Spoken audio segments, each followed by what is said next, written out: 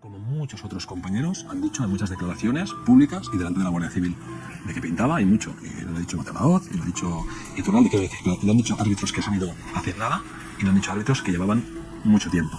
Y evidentemente todos conocíamos perfectamente cuál era su rol, su condición y el poder que tenía. Por supuesto que sí. Según los reglamentos de la Real Federación Española de Fútbol, por ejemplo el de la temporada 2015-2016, entre las funciones del Comité Técnico de los Árbitros, del cual Negreira era el vicepresidente, se incluían las siguientes tareas: clasificar a los árbitros, proponer candidatos a árbitros internacionales, designar equipos arbitrales a través del presidente o de la persona en quien delegara, establecer y aplicar el índice corrector, ejercer facultades disciplinarias sobre aspectos técnicos de la actuación de los colegiados. Qué fuerte, Dios mío.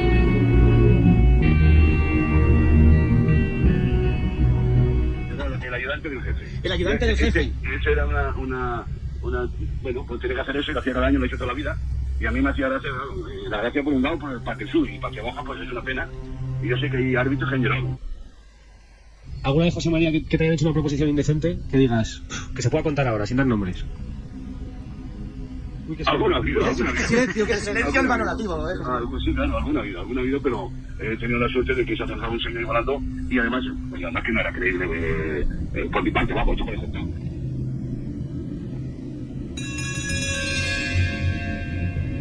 Bien, son 8 capítulos, son 8 capítulos, recuérdenlo. Pero es que, según lo que vamos viendo actualmente, deja muy mal a ciertas personas que hablan de que Negreira no pintaba nada.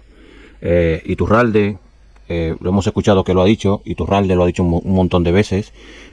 Toni Freixa también lo repite y lo recalca, que solamente se pagaba por informes y que Negreira no pintaba nada. Laporta lo ha dicho. A ver quién más de los que están por ahí también. Yo creo que la mayoría del entorno culé, sobre todo, son los que se les llena la boca hablando de que Negreira no pintaba nada. Pero era vicepresidente arbitral. Era vicepresidente arbitral. Y acá acabamos de ver las funciones de un vicepresidente. A la vez de que estaba en el comité de designación de los árbitros. Se encargaba de los que subían a primera, de los internacionales y del que subía de segunda B a segunda. Entonces, al final, si ya desde segunda tú estás viendo que lo puedes manejar de una manera como tú prefieres, pues es normal que una vez esté en primera sigas manteniendo este procedimiento. Y aquí es donde mucha gente creo que debería entonces mejor quedarse callado y no decir nada más del tema Negreira, porque obvian muchas cosas, se saltan muchos años, se saltan muchos temas simplemente para caer en que el Barça nunca pagó a los árbitros. Y aquí estamos viendo que no hacía falta pagarle a ningún árbitro, porque con el simple hecho de subirlo al primero, de ponerle clásicos, de pasarlo a ser internacional, eso se había repercutido en lo que es la nómina y en el tema económico de ese árbitro. Si yo tengo a mi jefe contento porque he hecho esto y tal cosa, pues lo tengo que seguir haciendo para yo poder seguir creciendo como árbitro y seguir cobrando más. Por eso muchos árbitros en esa época vieron elevado su patrimonio. Y es una realidad. Sobre todo esos árbitros vieron elevado su patrimonio sabiendo que si se equivocaban de una manera u otra para perjudicar al Real Madrid y favorecer al Barça, pues eran nombrados internacional, clásicos, derbis, finales de Copa, Supercopas. Eso lo sabemos. Esto lo sabemos. Y el que no lo quiera ver, como digo siempre, pues lo siento mucho, pero es que es una cosa muy obvia. Es muy obvio todo. Que se pueda demostrar que se le pagó a un árbitro es imposible. Porque lo han sabido hacer muy bien. Lo han sabido hacer muy bien. Bastante bien. Y ahí les doy la enhorabuena. Siempre lo haré. Porque hasta para saber delinquir hay que tener arte. Y el FC Barcelona, siendo el mejor equipo del mundo en esa época, con el mejor entrenador, pues también tenía los mejores en los despachos. Lo tenían todo. Pero desde el 93, Y como eso empezó en el 93, se pautaron todas las cosas que se tenían que hacer para que no se descubriera. Por eso a día de hoy estamos como estamos. No se puede demostrar que le pagaron a un árbitro, porque lo supieron hacer bastante bien. Y es una realidad. No hace falta pagar a un árbitro para corromper la competición. Basta con influir en el sistema. Ahí lo tienes. Hoy muchos aficionados siguen creyendo que para comprar a un colegiado hay que entregarle un sobre, como se hacía antaño. Pero que en el siglo digo. XXI, con casos como el Calciopoli o el caso Negreira, Es lo que se digo. crea un método mucho más sofisticado, casi invisible para la opinión pública. Con nombramientos, sanciones, recompensas, ascensos o descensos, se puede controlar a los árbitros sin que nadie lo perciba. Por supuesto. Los árbitros que se equivocaban contra el Real Madrid eran sancionados, mientras que los que cometían errores a favor del Barça no solo quedaban impunes, sino que en algunos casos incluso eran premiados. Ahí está. Pudimos ver cómo Gracia Redondo fue premiado con la internacionalidad, semanas después de no señalar 3 penaltis al Real Madrid. A continuación, solo unos ejemplos de muchos. El árbitro Tristán Oliva señaló un polémico penalti de Marchena sobre Raúl. Al final de la temporada fue expulsado del sistema. Al año siguiente fue delegado del campo del Murcia. El mensaje a los árbitros fue claro. El árbitro Mejuto González pitó un penalti sobre todo fuera del área a favor del Barça contra el Atlético de Madrid, con 0-1 a favor de los rojiblancos. No fue sancionado por el Comité Técnico de Árbitros. Rodríguez Santiago concedió un gol de Messi con la mano en la penúltima jornada de Liga. Con ese gol, el Barça era virtualmente campeón de Liga. Pocos días después, el colegiado fue designado por el Comité Técnico de Árbitros para arbitrar la final de la Copa del Rey. Madre mía, tío. Klaus Komen anuló 3 goles legales al Real Madrid y expulsó muy rigurosamente a Van Nistelrooy ante el Atleti. Menos de 3 meses después fue nombrado internacional. También volvió a ser convocado para el siguiente derbi en el Calderón. Ahí lo tiene. Pérez Burrul la lió en el Bernabéu. Nos señaló 2 posibles penaltis sobre Juanfran, que entonces jugaba en Osasuna. El árbitro fue sancionado varios partidos. Teixeira Vitiene sacó 2 amarillas a Busquets, pero no le expulsó. Manipuló el acta del partido. No fue sancionado por el Comité Técnico de Árbitros. La temporada siguiente, el mismo árbitro permitió que el Barcelona empezara el partido con más de 50 minutos de retraso, a pesar de que el reglamento lo considera una incomparecencia con pérdida de los 3 puntos. Madre. El árbitro fue premiado para oficiar el siguiente clásico de Copa del Rey. El árbitro Parada Romero se retiró del arbitraje presionado por el CTA por no expulsar a Mourinho, entonces entrenador de los blancos.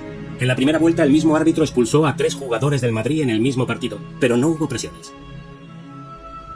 El árbitro Muñiz Fernández fue duramente criticado públicamente por Sánchez Armiño, entonces presidente del CTA, por conceder un polémico penalti a favor del Real Madrid. El árbitro fue sancionado con la nevera y descendió al final de la misma temporada. Quizá quien mejor tiene que decirlo es él. Él no sé cómo se encuentra, si ha tenido algún problema familiar o una cosa donde él, bueno, pues a lo mejor no estaba en el momento propicio, ¿no? De Burgos Bengoechea arbitró el clásico de la Supercopa en 2017. ¿Cómo no? Se inventó un penalti tras una simulación de Luis Suárez y expulsó a Cristiano tras una falta de Umtiti. Unos meses después, el Comité Técnico de Árbitros le concedió la internacionalidad. Ahí lo tiene. Entonces, este tipo de cosas, digamos que crean suficientes pistas a los árbitros para saber que en caso de equivocarse, es mejor equivocarse de cierta manera, y es peor equivocarse de otra manera, ¿no? Entonces, esto, dicho que los árbitros se equivocan, porque es obligado, es ponerles demasiado en claro que equivocándose de una manera les va bien, y equivocándose de la otra manera les va mal, ¿no?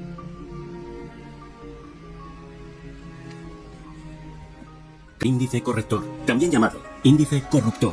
Un documento que, según la investigación, podía decidir la carrera de los árbitros, sus ascensos, sus descensos y qué partidos dirigían. La Guardia Civil recopiló varios de estos documentos, todos con la firma de Negreira. Prueba tras prueba, semana tras semana, mostrando hasta dónde llegaba su influencia en el estamento arbitral. La puntuación y el llamado índice corrector eran las armas más eficaces para controlar a los árbitros. Cuantos más partidos dirigía un árbitro, más dinero ganaba. Se conseguía el cartel de internacional, podía aspirar a pitar aún más encuentros, pero una sanción significaba menos designaciones y un descenso a segunda podía suponer perder hasta la mitad del sueldo. En una entrevista de 2023 en Marca, Iturralde González explicaba sin querer el método: el dinero te quita independencia. ¿Por qué? En mi época, cuando lo arbitrabas por tanto dinero, era como una universidad. Desde arriba te decían que era amarilla o falta y tú podías discutirla. Se discutían ideas, pero ahora con 300.000 euros, cada año bajan 2. Y si desde arriba te dicen que esto es amarilla o esto es falta, aunque sea roja, tú no vas a entrar en esa discusión porque tú tienes un estatus y lo quieres mantener. La Guardia Civil eleva a 8,3 millones de euros los pagos que habría hecho el Barça a Enríquez Negreira. Hasta ahora se pensaba que eran 7,5 millones. Así lo recoge un informe al que ha tenido acceso La Sexta. En total se han contabilizado 135 transferencias del FC Barcelona a empresas del exjefe de los árbitros entre los años 2003 y 2018. 8,4, no 7,3 como se pensaba. Pagos acreditados durante 17 años, cuyas facturas reposan en poder de la Fiscalía. A esto se suman otras cantidades desconocidas, entregadas entre los años 90 y 2000, bajo el mandato de Núñez a Negreira, y alrededor de 60.000 euros a Javier Enríquez, durante los años en que elaboraba informes para el Barça. Pagos supuestamente destinados a mantener la neutralidad, como afirmaban muchos en el entorno del club, tras las declaraciones a Hacienda del exvicepresidente de los árbitros. Lo que el FC Barcelona quería era asegurarse que no se tomaban decisiones en su contra, que todo fuera neutral. ¿Existe algún documento, informe o similar en el que se incluyan las conclusiones del asesoramiento que prestaba a través de Dasnil al FC Barcelona? No. Entonces, si solo se reunían como mucho 6 veces al año y no había informes escritos, ¿por qué le pagaban los importes facturados por Dasnil, que son los siguientes?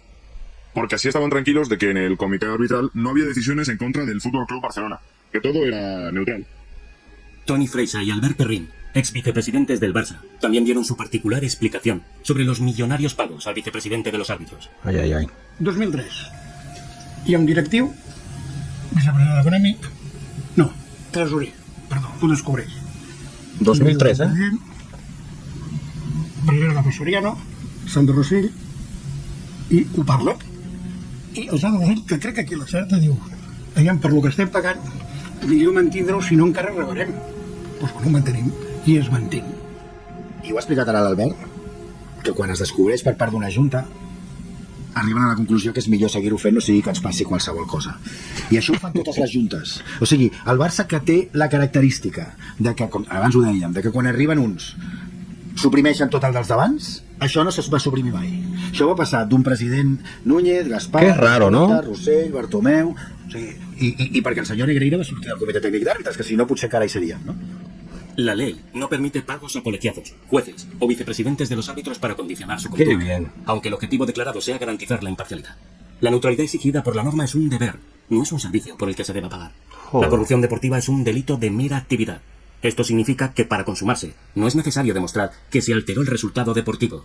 Basta con la simple oferta, promesa o concesión de un beneficio no justificado. Intentar con el fin de influir. en el resultado. Intentar influir. Expresidentas y exdirectivos del Barça os han reconocido que ellos pagaron a Enrique Negreira en defensa propia, porque creían que los árbitros tenían tendencia a beneficiar al Real Madrid. Pero claro, de aquí surgen preguntas que no sé si os han respondido. Una es si pensaban que había algo raro detrás de los arbitrajes al Real Madrid, ¿por qué no lo denunciaron? Y la otra es qué pretendían conseguir ellos pagando a los árbitros, contrarrestar el trato al Real Madrid, pero en forma de ¿qué? ¿De que se beneficiara al Barça? Eso es lo que ahora debe determinar la investigación. Es decir, hasta ahora la investigación ha acreditado el primer tramo, que es que el Barcelona pagó al vicepresidente del órgano que te juzga cada semana. Y eso ya está considerado por el propio escrito de la Fiscalía de Barcelona, lo considera ya como delictivo. En el tema en el delito del fraude deportivo, que se incluye en el Código Penal en 2010, no hace falta que consigas el efecto. Digamos que con pagar por eso ya se considera que es una actitud delictiva. Es decir, que el Barcelona, por decirlo de alguna manera, mordió la manzana de Eva y ha cometido el pecado original. Y yo entiendo que por eso debe ser de alguna manera sancionado. A día de hoy nada. Ninguna cantidad corresponde a ningún trabajo hecho por mí que tuviera como objetivo o como cliente final el FC Barcelona. Javier Enrique niega que los 8 millones que cobró su padre del Barça fueran por los informes y asegura que lo que cobraba por ellos era una cifra anual mucho menor. 70.000 euros anuales. Sí. Era él, el exdirectivo Josep Contreras, su interlocutor con el club, el que hacía llegar esos informes, siempre en persona y prácticamente a escondidas. El señor Contreras, yo le entregaba impresos los informes y era una exigencia de la forma de operar. Él lo quería impreso en papel, en mano, que se le entregaba o en una cafetería cerca de su casa. Joder. Todo muy claro, ¿no? Enrique, hijo de Negreira, fue colaborador del Comité Técnico de Árbitros como mental coach. Impartió cursos a varios exárbitros, algunos aún en activo. Durante unos años, coincidió con el periodo en que trabajaba como colaborador externo del Fútbol Club Barcelona. Recibía un extra de 10.000 euros por acompañar a los árbitros. Algunas anotaciones como vídeo para que el árbitro no sea contrario al Barça dejan perplejo. Entre 1994 y febrero de 2023, Javier Enríquez recogía a los árbitros en el aeropuerto de Barcelona. Los llevaba al bar de su padre y luego al hotel, pero su acompañamiento no terminaba ahí. También escoltaban al equipo arbitral hasta los vestuarios del Camp Nou. Flórez Muñoz, exárbitro y asistente de Juan Andújar Oliver, relata un encuentro con Javier Enríquez en el Diario de Córdoba. Claro que lo recuerdo. Afirma cuando se le pregunta por aquellos acompañamientos del hijo de Negreira. Lo he vivido en primera persona, en un partido Barcelona-Atlético de Madrid, en marzo de la temporada 1993-94. Nos recogió el hijo en el aeropuerto y nos llevó al hotel. Luego nos llevó a comer a un bar, y ahí estaba Negreira. Recuerdo que nos hicimos una foto. Insistía en hacernos una foto para tenerla y recordar el momento. Ahora lo relaciono con todo lo que está ocurriendo, porque posiblemente él quería tener soporte documental acreditativo de que había hablado con nosotros. Para El amenazar, Mundo ¿no? publicó el testimonio de un árbitro, acompañado en su momento por el hijo de Negreira, que prefirió mantener el anonimato. Ocurrió hace años. Faltaban algo más de 3 horas para que el FC Barcelona se jugase la Liga en el Camp Nou. Enfrente, un equipo del norte de España. Si ganaba, el Barça dejaba casi encarrilada la Liga. Y si perdía, se apretaba la competición.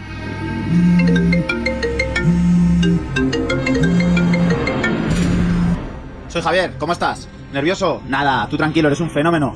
Oye, os paso a recoger por vuestro hotel y os llevo al estadio. Hace tiempo que no nos vemos. ¿Dónde te hospedas? Al rato, Javier Enríquez, hijo de José María Enríquez Negreira, se plantó en el hall del hotel. Enríquez subió a los 4 colegiados a un coche y lo llevó hasta el Camp Nou. Ya sabéis, aquí tranquilos. El Barcelona se juega mucho y no os puede temblar el pulso. Vosotros vais sobrados. Sabéis perfectamente lo que tenéis que hacer. Madre mía, tío. Una puta mafia. José María Enríquez Negreira fue vicepresidente de los árbitros entre 1993 y 2018. Mano derecha de Sánchez Arminio, miembro del Comité de Designaciones en los años 90 y vocal de capacitación y designación a principios de los 2000. Cada 15 días revisaba actas y puntuaba a los colegiados. Desde la época de Núñez y hasta 2018, el Barça pagó millones al número 2 del arbitraje español.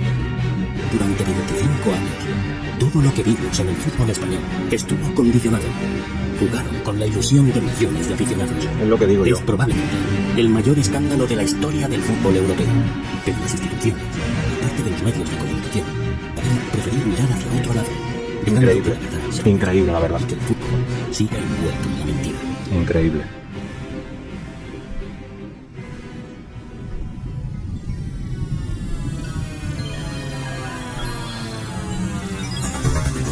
Increíble, señor. Os lo juro.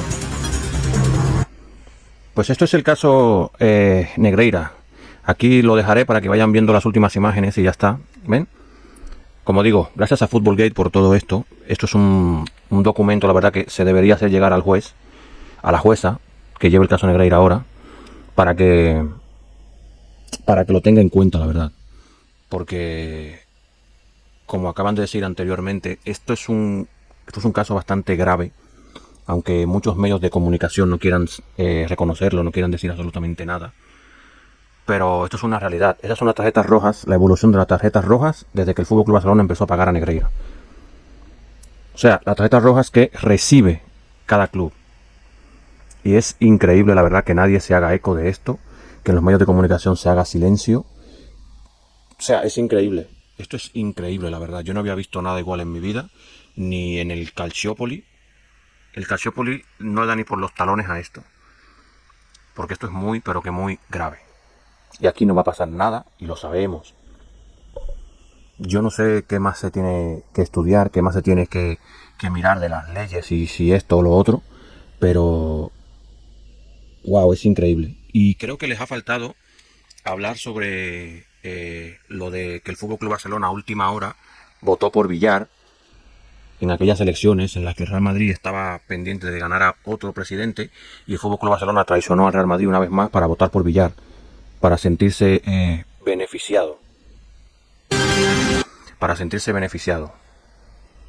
Con Villar a la cabeza, porque Villar también formaba parte de la UEFA. Son esos años en los que el FC Barcelona hacía un fútbol dominante también y todo lo demás, pero seguía pagando el vicepresidente arbitral. Tuvo esa propaganda de UNICEF en la camiseta, por la cual no recibía ni un euro, ni pagaban ellos tampoco. Pero el presidente de UNICEF, que era también formaba parte de la designación de árbitros de la UEFA, pues si UNICEF ganaba, él ganaba. Si el Barça ganaba, UNICEF ganaba más. Entonces, claro, aquí tienen a Villar. Es lo que les digo. Rubiales, otro más. 4 meses después de que el Hacienda informara sobre la inspección del Barça, la Real Federación Española de Fútbol votó a favor de eliminar las sanciones por corrupción del Código Ético. Y ustedes me dicen a mí que aquí solamente pintaba Negreira y que el Barça no hacía absolutamente nada. Se modificaron hasta las leyes para que el FC Barcelona no saliera perjudicado. Porque saben que si el FC Barcelona cae, aquí hay mucha gente que pierde muchísimo dinero. Impera más el dinero que la ética. Impera más el dinero que lo judicial. Impera más el dinero que cualquier otra cosa en este mundo del fútbol podrido en España. Podridísimo.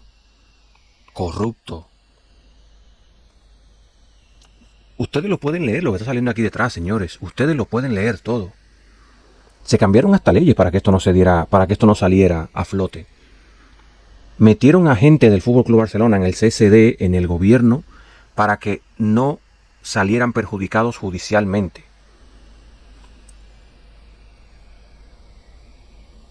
Y lo sabían.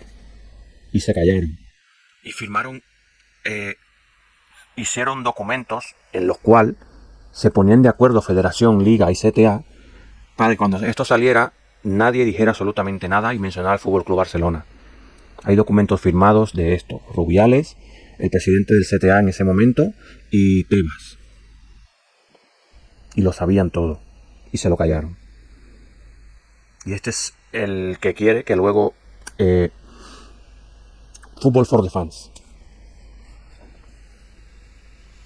Esto es, señores, la realidad del fútbol actual, fútbol español actual, porque todo sigue igual, la verdad. No sé a quién pagarán ahora. Algún día saldrá. Algún día lo sabremos también.